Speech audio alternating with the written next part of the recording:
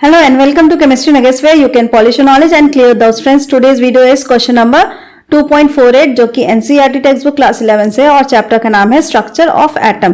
तो चलिए देखते हैं जल्दी से क्वेश्चन।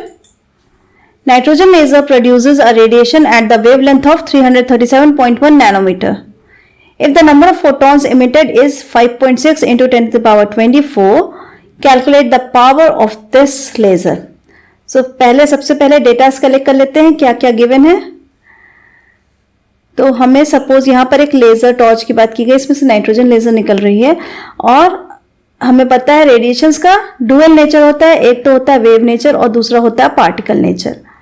तो अगर डुअल नेचर में अगर ये लेजर्स हैं तो इसका हमें वेवलेंथ दिया गया है, वेवलेंथ लैम्डा दिया गया है, उसकी वैल्यू है 337.1 नैनोमीटर। इसको हम कन्वर्ट कर लेंगे मीटर में। 1 नैनोमीटर इज इक्वल टू होता है 10 to the power -9 metre. 1 nanometre is equal to 10 to the power -9 metre. तो हम यहाँ लिख सकते हैं 337.1 into 10 to the power -9 metre convert हो गया।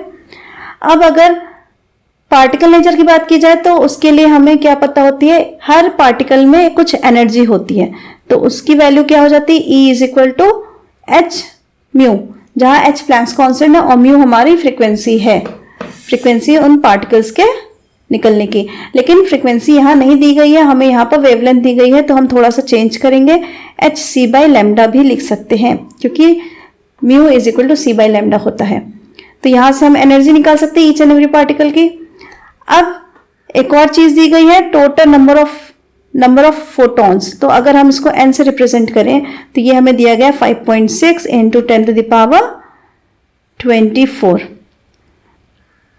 ठीक है, इन्हीं सब डेटा को यूज करेंगे। चलिए देखते हैं, अगर एक फोटोन की energy E is equal to H C by lambda है तो हमें n फोटॉन्स की एनर्जी हम निकालें तो यानी कि टोटल एनर्जी निकल आएगी। कैसे निकालेंगे, n से मल्टीप्लाई कर देंगे, 1 फोटोन की एनर्जी में n से मल्टीप्लाई करेंगे नंबर ऑफ फोटॉन्स में तो टोटल एनर्जी आ जाएगी। इसी तरह इधर भी हो जाएगा n से multiply, H C upon lambda. Values put करते हैं, n की वैल्यू है 5.6 into 10 to the power 24 into h है प्लैंक्स कांस्टेंट, वैल्यू फिक्स होती है, याद रखिए 6.626 into 10 to the power -34 joule second into c हमारा स्पीड ऑफ लाइट है, इसकी भी वैल्यू फिक्स्ड है 3 into 10 to the power 8 metre per second, पूरा डिवाइडेड बाई है लैम्डा, इसकी वैल्यू गिवन है 337.1 into 10 to the power -9 metre. चलिए सबसे पहले यूनिट्स को एडजस्ट करेंगे, मीटर से मीटर कैंसिल होगा, पर सेकेंड से सेकेंड कैंसिल होगा, बचा क्या, जूल। ठीक है, क्योंकि हम एनर्जी निकाल रहे हैं, टोटल एनर्जी जूल में आएगी।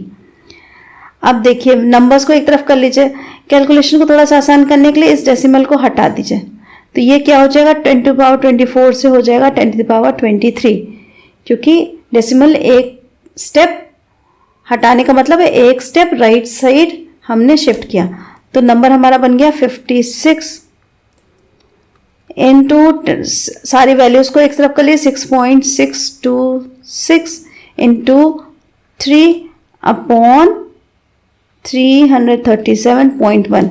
अब पावर्स को एक तरफ लिखिए, इंटू 10 टू द पावर पहला था 23 बनाया हमने, into 10 to the power -34 into 10 to the power 8 into 10 to the power, अब -9 जो कि डिनोमिनेटर में था न्यूमरेटर में जाएगा और +9 हो जाएगा।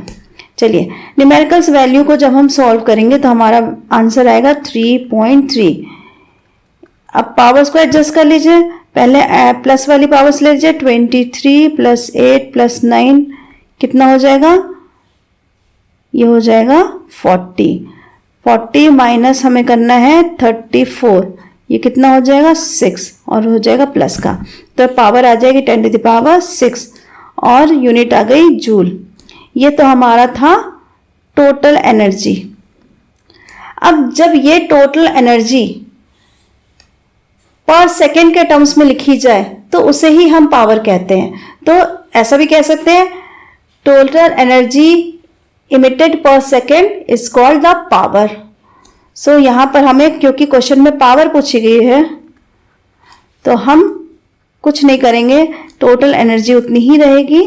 जूल हम पर सेकेंड का यूनिट लगा देंगे, क्योंकि पर सेकेंड, प्रति सेकेंड निकलने वाली एनर्जी को ही पावर कहा गया है। तो फ्रेंड्स, ये हमारा क्वेश्चन का सलूशन था। आसान है, ट्राई करिएगा, बहुत ही आसानी से हो जाएगा। वीडियो को लाइक से सब्सक्राइब जरूर कीजिए और बेल आइकन का बटन जरूर दबाइए ताकि आप मेरे साथ बने रहिए अगले आने वाले वीडियोस के लिए। Till then, thank you.